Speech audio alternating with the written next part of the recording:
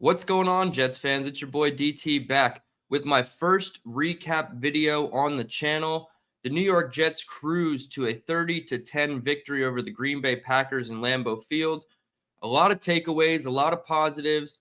Not going to dive too deeply into schematics and things of that nature. That'll be more for the Tuesday live show. But instant takeaways, instant reactions from this game. A lot of things to be hopeful for. You can hang your hat on and say we saw a lot of progress in some key areas with this team. So excited to dive into it. I broke it all down: offense, defense, special teams, mixing in a little bit of coaching.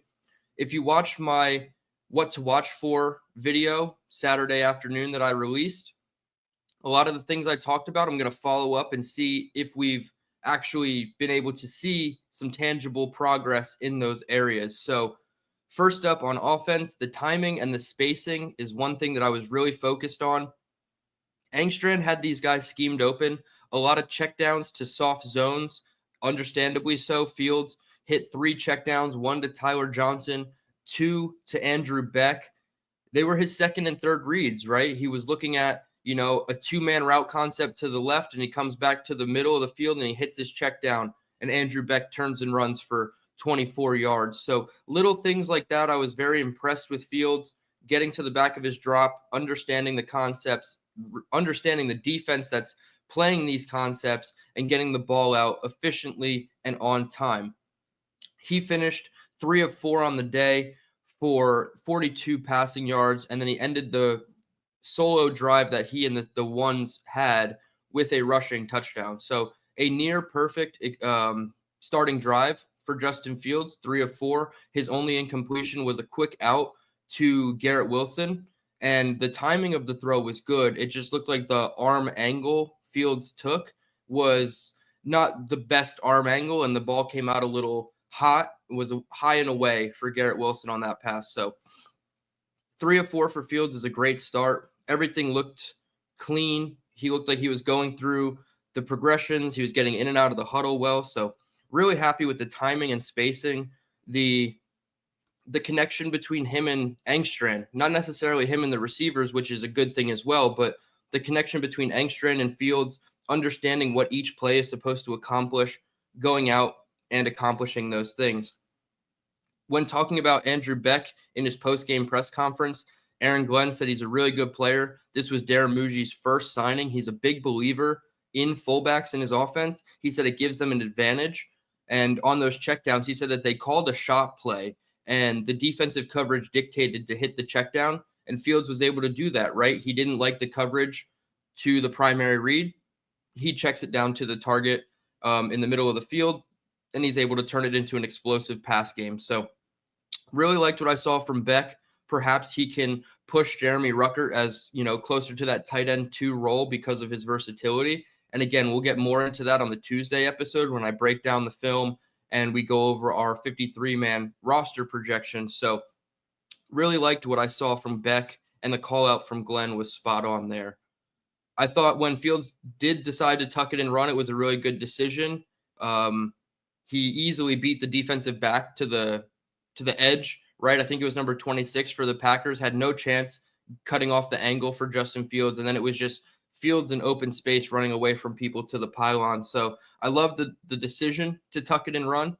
And one thing we'll talk about when we get into the film on Tuesday, Isaiah Davis turned upfield with a man trailing in coverage when he saw Fields break the pocket. The defender turns and runs with Isaiah Davis, turning his back to Justin Fields, and allows the open rush lane. So a great play by Fields, but a great play by Isaiah Davis as well, and he needed to be called out for that in a positive way. And overall, I thought it was a good first drive for Fields and Engstrand. Like I mentioned, their connection getting off to a hot start. Fields was patient, and he did everything they needed to be the quarterback they thought they could be. That was AG's quote at the end of the game. So really excited from what we saw from Fields, albeit it was just one drive. Maybe they see 3 or 4 drives against the Giants next week, especially, with the joint practices. They're really going to get a lot of action and run this week. So the timing and spacing was very good with the ones on offense. Run game and blocking, this was just, chef's kiss, right? Braylon Allen had multiple nice runs. There was a really good inside zone run where he just cuts it back. Everybody's moving from left to right on the offensive line, and he just finds the hole, cuts it up. Easy 12 to 14-yard gain, and he finished with around 43 rushing yards, I believe. He had a really good day on the ground. I know everybody's going to freak out about Breece Hall not having the best day. Breece finishes with 3 carries for 9 yards, and Braylon Allen has 8 carries for 33 yards. So not a great average for Breece with 3 yards per carry. Braylon Allen much better at 4.1. I don't think we need to overreact and say we can trade or cut Breece because the running backs looked good behind him. I think Breece Hall is going to have a role on this team, no doubt about it, whether it's run game, pass game. And Braylon Allen is just going to be a huge feature in the run game as well. So I loved what I saw from number 0.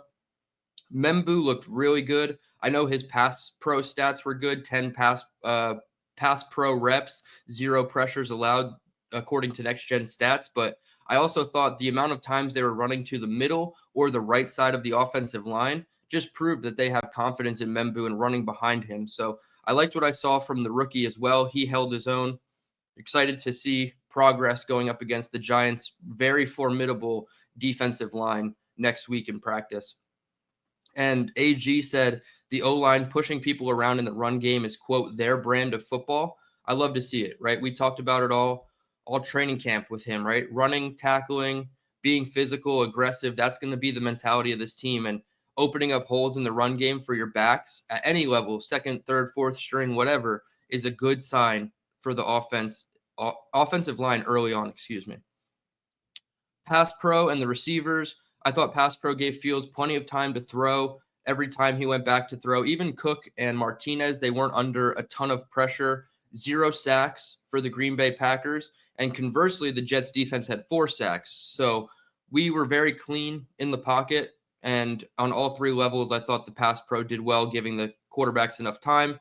Specifically speaking about the ones, Fields had plenty of time on all of his throws. The one where he scrambled, maybe he just didn't see the coverage to his liking downfield and he tucked it and ran through the A gap for the touchdown. The pocket was kind of collapsing a little bit from his blind side, the left side. Not saying that was, a bad play from Olu Fashanu, but it seemed like the pocket after a couple seconds was starting to break down and he took off and ran. But all the other plays, he had a very clean pocket. He was able to step up, maneuver around the, where it was potentially collapsing on him. He stepped up and found a nice throw, especially the one to Beck, where he turned and ran for 24 yards. So I love the pass pro aspect with the ones. And another thing just about the receiving aspect of it with the ones, Garrett Wilson was in a lot of pre-snap motion.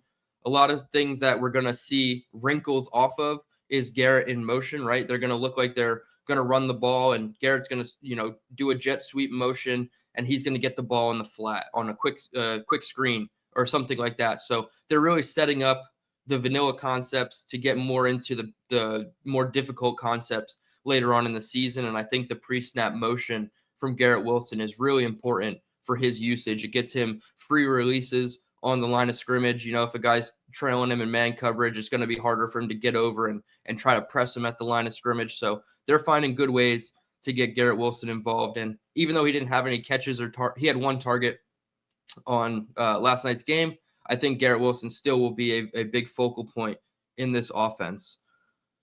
Moving into the second and third team notes, I thought Cook and Martinez were both very decisive with the ball. Martinez seemed to have a little bit more success. He did play more than Brady Cook, and I thought he tried pushing the ball down the field a little bit more than Cook did. There was the deep shot to Arian Smith that didn't connect, but it felt like Martinez was trying to push the ball down the field more, and each of them had their own good game, respectively. So happy to see Cook and Martinez doing well with Tyrod Taylor not playing in this one.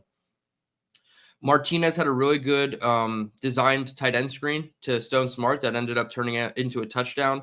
It makes me excited to see what Engstrand can scheme up for Mason Taylor. I think even the pass concept plays to Andrew Beck, where you have Beck coming across from left to right in the formation in the inside split flow zone, which is the tight end comes across for an inside zone run.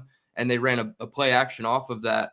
And Beck looked like he was going to block for a second, and then he comes out and does a little hook sit route over the middle of the field and Justin Fields finds him easily. So the tight ends getting schemed open by Engstrand is something I'm really looking forward to, especially when they are at full strength with rookie Mason Taylor in the fold.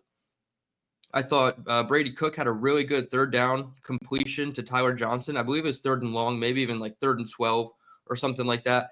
And he had a really good conversion to Tyler Johnson. It was a very ugly pass, but Johnson was able to adjust, make the catch, and get the first down. So the Jets were able to move the ball pretty consistently. They had a 21-12 first down split with the Green Bay Packers. They had 13 I believe 13 first downs on the ground, which is a huge difference from what we're used to seeing. 13 passing first downs and 8 rushing first downs for the Jets. So I love seeing, almost a 50-50 split. Obviously, they're going to be passing the ball a little bit more in today's NFL, but 8 rushing first downs is a very good feat as well.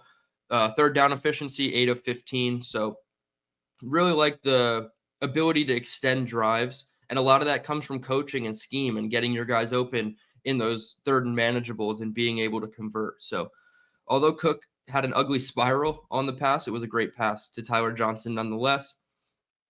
Some thoughts on Arian Smith. I thought he looked shifty after the catch. He had a good missed tackle. He had a good soft spot in the zone. He sat down, made the catch, turned upfield, broke a tackle, gained an extra 10 yards. He did have the deep overthrow from Adrian Martinez down the left sideline. Going to have to go back and see if Arian Smith could have kept running full speed and got underneath that, or if he slowed up a little bit on his route. But he clearly had the cornerback beat, and that's an element of this offense I'm excited to see if Fields can, get a connection with Arian Smith deep down the field. That would be awesome for the 4th-round rookie. Quentin Skinner had another amazing adjustment catch. I feel like that was something we saw in training camp with him. He's a huge body. I think he's like 6'4", 6'5", so he's definitely going to be a good contested catch option if he sticks around on the 53. Not quite sure if he will, but it's still early yet. And with the injury to Allen Lazard, his right arm was seen in a sling. I think Quentin Skinner could have a chance to, make a name for himself. And then obviously we're going to talk about Donovan Edwards. He had a great second half. He was just running all over the Packers backups and third stringers. I felt like he had a great day on the ground, 9 carries for 42 yards. And he even had I think it was like a 60-something, 70-yard run that was called back on a holding penalty. So he really could have had a great night for the Jets. I'm not quite sure if he sticks around as RB4. Maybe they want to keep Nwangu for his special teams upside, but I wouldn't hate it if Donovan Edwards was your RB4 going into the regular season. A couple notes about the personnel groupings that I saw on the field. Obviously, it's preseason, so we need to, preface that by saying this is not what it's going to look like. Mirror match in the regular season, but when they came out in 11 personnel, it was Garrett Wilson, Josh Reynolds, and Allen Lazard to start the game with Jeremy Ruckert in as the tight end. And then they went to 12 personnel. They took Lazard off and they added Andrew Beck. So you had Wilson, Reynolds, Ruckert, and Beck. And then they went back to 11 personnel with the ones, and Tyler Johnson was the third receiver with Wilson and Reynolds. So if that is going to key in on anything to me, Lazard and Johnson are competing as your wide receivers 3/4 right now, and then everybody else kind of files in line afterward. When Brady Cook came on the field, the personnel grouping was Lazard, Tyler Johnson, and Malachi Corley. So Corley getting the first licks, I guess, at, backup slot with the second team. You still had Ruckert and Beck in there, and then Isaiah Davis was the running back. And then on the third team with Adrian Martinez, you had Stone Smart and Zach Kuntz were your 2 tight ends. You had Brandon Smith and Arian Smith on the boundary with Corley in the slot. And then you had a mixture of Nwangu and Toafili as your running backs. So maybe not a ton to glean from the personnel groupings and how they had them listed out there. But I think with the first team, you're going to see a lot more Wilson, Reynolds, Lazard, and then Wilson, Reynolds, Johnson with a little bit of Arian Smith mixed into that. So that's just how I see the wide receiver position, but definitely wanted to note the personnel groupings that I saw. The I guess the one glaring thing that I didn't like from the defense before we switched to, or from the offense before we switched to defense, is the 4th and 1 Braylon Allen run. I felt like it was very telegraphed. Everybody knew what was happening. It was very slow developing run up the middle as well. I feel like you could have just had more efficiency running a QB sneak, honestly. So not really a huge fan of that 4th and 1 play call. Obviously, I think we're going to see them run wrinkles off of that, moving forward, whether it's preseason or regular season. Engstrand is going to start, maybe everybody starts keying in on the Braylon Allen run and Justin Fields pulls it in boots and does like a naked keeper. So little things like that. It was not like a complete worry point, but I did not like the 4th and 1. The center and the left side of the line looked like it got crashed in by the Packers defensive line. So not a huge fan of that 4th and 1, but I do like the aggressiveness to go for it. And I just think that the play calling needed to be a little better in that situation. Moving over to the defensive side of the ball, a couple standouts that I wanted to talk about right away. Obviously, Jay Tufele on the defensive line, a guy that Jets fans kind of wrote off to begin the season. He was in the mix of all the defensive linemen that were signed in free agency, and we didn't really have many high hopes for him. And then the coaching staff comes out and says a lot of good words about him. They call him Big J, say he's having a fantastic camp. He was the first defensive line shout out by name that Steve Wilks gave. So Tufele had a really good game, multiple sacks. He had the fumble recovery for a touchdown on the Leonard Taylor strip sack.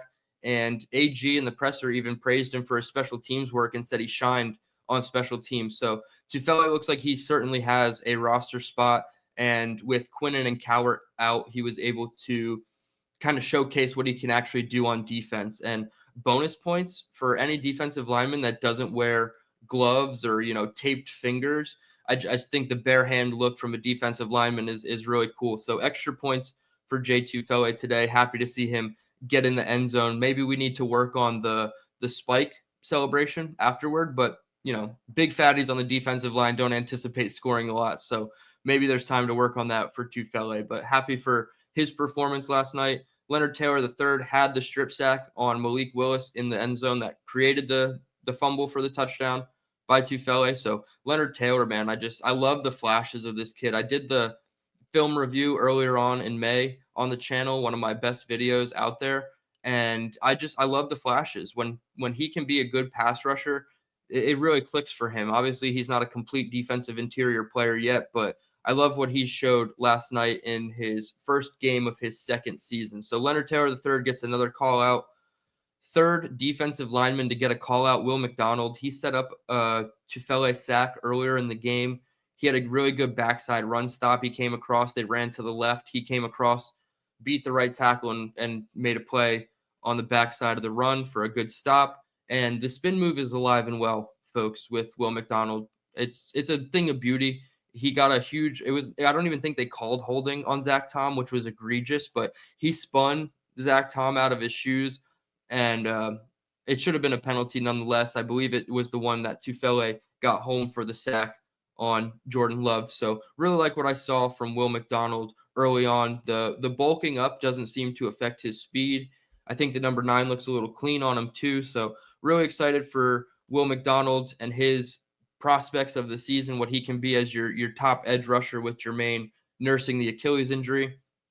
And then one more call out on the defensive side was Sauce Gardner, 2 pass breakups early. He had a solid tackle effort. Wasn't the best tackle effort. He still allowed, I think, 2 yards after contact. So, you want to clean up a little bit of that, but he had 2 pass breakups early against Romeo Doubs. They really tried to test him early and often, too. It was very weird. They were going after Sauce Gardner more than anybody else.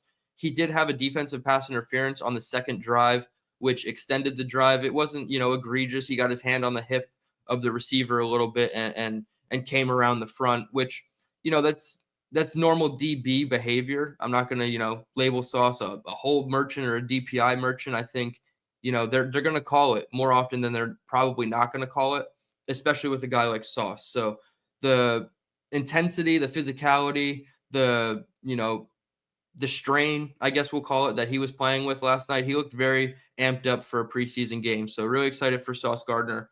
The one thing, I guess, he was wearing the cheese head on the sideline, and a little bit after the game, he said it's no disrespect. It's preseason. I don't know. I'm kind of tired of the Sauce Cheesehead stuff. AG chewed him out on the sideline, supposedly. That was something that I had heard. I'm not quite sure the full details of that, but you want to see a little bit more maturity out of Sauce in that moment. But it is what it is. It's preseason. If he's having a little fun, that's okay too. But I think it's time to retire the Cheesehead if we're Sauce Gardner. I guess one more standout, Quantez Stiggers. He did good in special teams as well, and I'm really excited to see him make a push on the back end of this cornerback depth chart. JBC was nursing something. AG called it a medical issue, and he should be fine. But I do think that gives Quantez Stiggers the advantage in the cornerback depth market. So if they're only going to keep 5 corners, I think right now it's going to be Quantez over JBC. So I thought he had a good day, both on defense and on special teams last night. The takeaways from the defense is something that I harped on in my what to watch for. I said, can we please just get one takeaway, maybe even 2 takeaways, show an emphasis to want to take away the ball, being aggressive, attacking the ball, whether it's a punch out or, a big play down the field, intercepting the pass.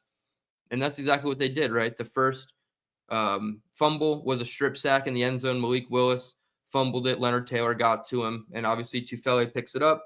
And then your second takeaway comes on special teams. Isaiah Oliver hits Mecole Hardman after he muffs the punt. And Jamarcus Weston, the UDFA from Florida, makes the recovery deep in enemy territory. So you set your offense up in a short field. I think they had to settle for a field goal, if I'm being honest, the drive that started at the 9-yard line with Brady Cook. So I want to see them punch that in for a touchdown after the turnover, but 10 points off of turnovers. We have such a hard time, accumulating points as a team. So to get points off turnovers, it was just like, it was almost groundbreaking, right? Like, what is this? We've never seen this before. So 2 takeaways from the defense, exactly what I asked for. And again, just convert those field goals into touchdowns next time, and I think everything will be A-okay. A couple things I didn't like from the defensive side of the ball, sloppy personal foul penalties. To start, you had Michael Clemens fighting half of the entire Packers offensive line, just completely stupid. These guys know who Michael Clemens is. They know that they can get in his head, play the mind games, and he's just going to play right into it and end up fighting them on the field. That's exactly what happened. He got tied up with, I believe, Zach Tom. Maybe it was a different offensive lineman. And they both got offsetting personal foul penalties. So the only bright side was that they were offsetting penalties and it didn't really affect the play. But Michael Clemens, you gotta cut this out. You gotta stop doing these stupid things. I wanted no boneheaded penalties, and immediately 72 makes a boneheaded penalty. The bright side is AG pulled him right off the field, gave him an earful, and he had to sit out for a couple plays. So I hate what I saw from Clemens on that play, but I love the accountability from AG. Then we had 2 sloppy out of bounds late hits penalties, 2 more personal fouls, so 3 personal foul penalties for the defense. Not a great look. You had Eric Watts made a late hit on the sideline, and then the very next play, Marcelino McCreary-Ball has a late hit, I believe, on a tight end, where it was clearly 2 feet onto the white, and then McCreary-Ball hit him out of bounds. So AG was hot. He pulled McCreary-Ball. He was yelling on the sidelines. Steve Wilkes was getting into it with McCreary-Ball a little bit, chewing him out. So I love the coaches really holding these guys accountable, and let's clean up the avoidable mistakes, right? That's just silly, stupid shit. And 15-yard penalties back-to-back like that, it's not a good look for the defense. And I want to see that cleaned up right away. And AG said penalties are the only thing that was not on brand. And he said, I have to address that. When asked about the late hit penalties specifically, he said, I have to address that. And the media tried to follow up and ask, how are you going to address that? He's like, that's going to stay between me and my team, but I have to address it. So AG's taking accountability as well. And I think when he goes back into those meeting rooms, he's going to say, hey, guys, this was unacceptable. And moving forward, we cannot have this. And we are going to see some growth. They're going to clean it up a little bit with the penalties. And next week, we should see a little bit better of a product in that department. Another thing I didn't like on defense, I don't want to single him out. It was just, one bad play. And I don't want to say it was his entire day was bad, but Dean Clark late on a long touchdown run he just put his head down to make a tackle, didn't even try to wrap up. His arms were down at his sides, basically. He was looking straight down at the turf, and the running back was able to slip off of him and score a pretty long touchdown. So I didn't love the effort there from Dean Clark specifically on that play. Not going to say he had a bad day overall or should be cut for it, but it just wasn't the best fundamentals and technique on that play. And I want to see it, increased a little bit more, because the yards after contact that the running back was able to get, it was a bit of a concern if that was a real game situation and they're breaking off a 30-yard touchdown run because the safety takes a bad angle and makes a bad tackle. So Dean Clark cleaned that up, but I still think there's room for him to make the roster.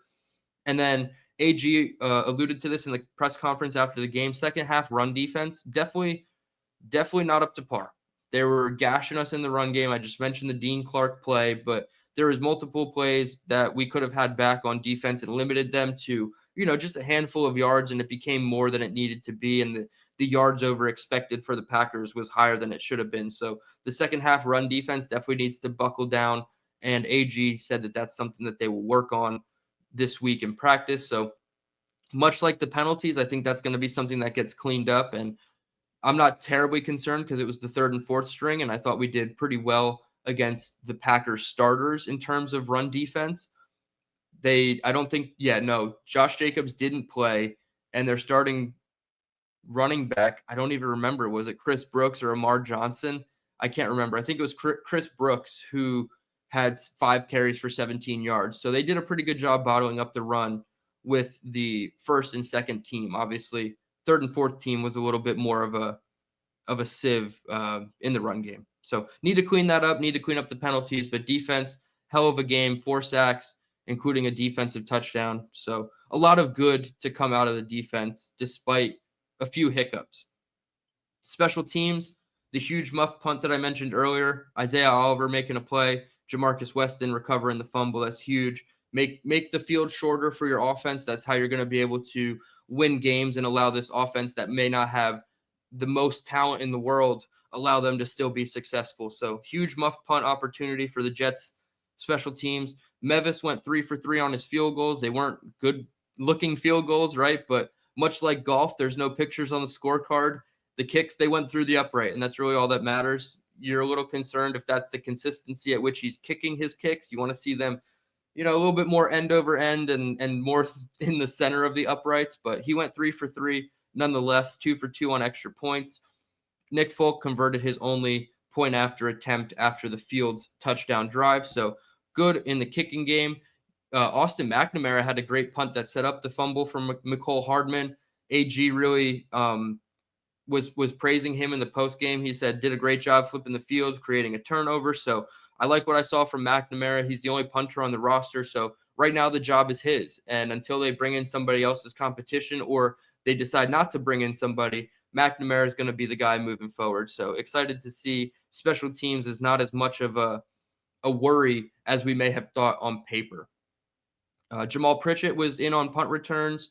He kind of just looks like Xavier Gibson to me. Can he really push Gibson, who's nursing a shoulder injury, for that, primary return spot on kick and punt duty? So excited for Pritchett getting involved. And Wangu was on a second half kick return. I thought he did okay. He was also playing a little bit of gunner opposite Quantez Stiggers. And then Corley had a second half kick return. Didn't really, turn into much. And he's on special teams as well, blocking on a lot of these returns too. So Corley might be in the doghouse. And right now his special teams usage might be the only thing holding him on to this roster. And I don't know if he's even going to make it. Couple quick injuries before we wrap. Tony Adams had a left thigh injury. He was hurt on the third drive. He was taken out of the game. AG said he'll be just fine.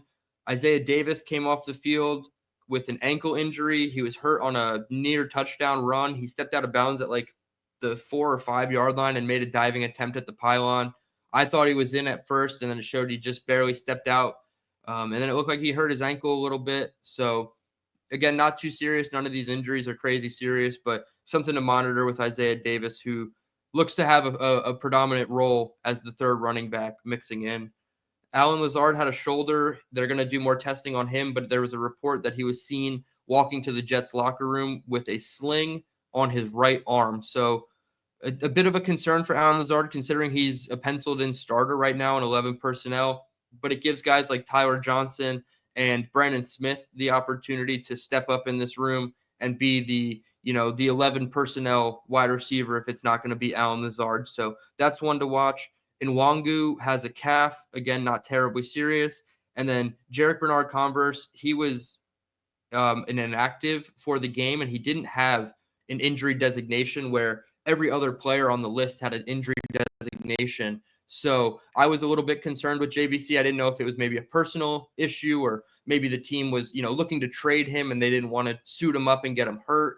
I wasn't sure what the situation was with JBC, but AG said it was a medical issue for him. So we should see him back at practice this week, and he should be good to go for the Giants game. Hopefully all these guys get back. 5 minor injuries. I think Lazard's was probably the worst of them. So, fairly unscathed and a pretty good performance for the New York Jets. I'm not going to say perfect, but damn near perfect, right? Fields in the offense starts really hot. The quarterbacks look really good. The timing in the offense looks good.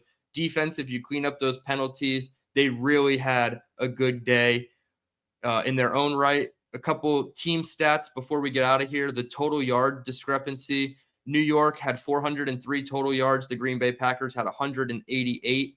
At one point in the broadcast, before all the big runs that were led up by the Jets defense in the second half, it was 333 yards to 92 total yards. So really love the domination from a total yards aspect from the Jets. 2 turnovers to 0. So the Jets win the turnover battle. They win the first down battle, 21 first downs to the Packers 12. And this one, if this stat that I'm about to say holds up for the season, and maybe not to the degree that, it's as wonky as it is, but the Jets can win a ton of football games this year if their time of possession splits look like this. The New York Jets, 38 minutes and 41 seconds of time of possession. The Green Bay Packers, 21 minutes and 19 seconds time of possession. So you're talking about 17 minutes of a swing where the Jets offense is on the field and their defense is able to rest and get the wind back in their lungs for the next drive. Total plays, the Jets ran 68 total offensive plays to the Packers 47. In most years, that is a very flipped stat. And I understand it's preseason, but we need to take these things with a grain of salt, but also looking forward at what can be a harbinger of what is going to be translatable into the regular season. And total number of plays correlates with time of possession, right? The longer you have the ball, the more plays you're able to run, the more total yards you're able to run. They had 403 total yards on 10 drives. The Packers also had 10 drives and came away with 188 yards. So just a huge difference there. Almost 2 total yards per play more for the Jets than the Packers, 5.9 to 4.0. Just amazing stats that I love to see. The Packers only had 64 passing yards on 22 passing attempts, 2.5 yards per pass attempt. That is so low. And even for a preseason game where your backups are in, Malik Willis is a pretty good backup quarterback. He should have been able to have some success, right? The Jets, on the other hand, went 20 of 28 passing for 9.1 yards per pass. Like 4 times the production through the air from the quarterback position. So I love to see it. No sacks, no interceptions. We outpaced them in the run game. We had 40 rushing attempts, folks. 40. I can't remember the last time the Jets have 40 rushing attempts in any game, whether it was preseason, regular season, whatever. You probably got to go back to like Rex Ryan or maybe even, early Adam Gase and Frank Gore, where it was, every play Frank Gore was getting it just to get the rushing stats for his all-time record. 40 rushing attempts is good. Only 3.7 yards per attempt to the Packers 5.9. So I do want to see a little bit more efficiency in the run game, but I love the fact that they're taking their mentality is running the ball, and we see it right away. 40 pass attempts to 28 pass attempts, to 40 rushing attempts is a great split in my opinion. And if that's something that is sustainable throughout the regular season, that's going to help create a lot of unexpected wins for the New York Jets. That is going to help them eclipse that 5.5, 6.5 win total that most sportsbooks have them at. So a lot to be excited about. Again, I'm not going to get overexcited. I just wanted to see a couple things happen. A lot of the offensive things I saw did happen. Defense, let's clean up the penalties and the boneheaded personal fouls. And we might have something here, folks. I think the AG regime is off to a really good start. Let's see what happens in the joint practices with the Giants. Tuesday and Wednesday, they will have 2 sessions, one at the Giants camp, one at the Jets camp, and then they will play a game next Saturday. I believe it's a 7:30 kickoff, so another late Saturday start. And we're here, baby. The Jets are playing football. Happy to have a big wrap-up game where we're talking a lot of positivity. This is probably going to be the normal setup on the channel. I don't think I'm going to do a live post game. There's just tons of live post games already out there. So a pre-recorded that's going to hit the night of, or maybe even the next morning of the games, whether it's a Sunday game. I'll put the video out Sunday night, maybe Monday morning. If it's a Sunday primetime game, you can almost expect the video to be Monday, because I'm probably not going to stay up till 1:30 on a work night just to review the game. But really happy to get a post-game recap, 35 minutes on the channel here. I appreciate everybody for tuning in. Hit the like button on your way out. Subscribe if you're new. We're on the road to 1,000 subs. We're at about 660, I believe. So if we can get to that 700 mark before the Giants game, that would be incredible. You guys are one of the best communities out there of listeners. I really appreciate everybody tuning in. Until next time, JETS, Jets, Jets, Jets. Let's go, baby.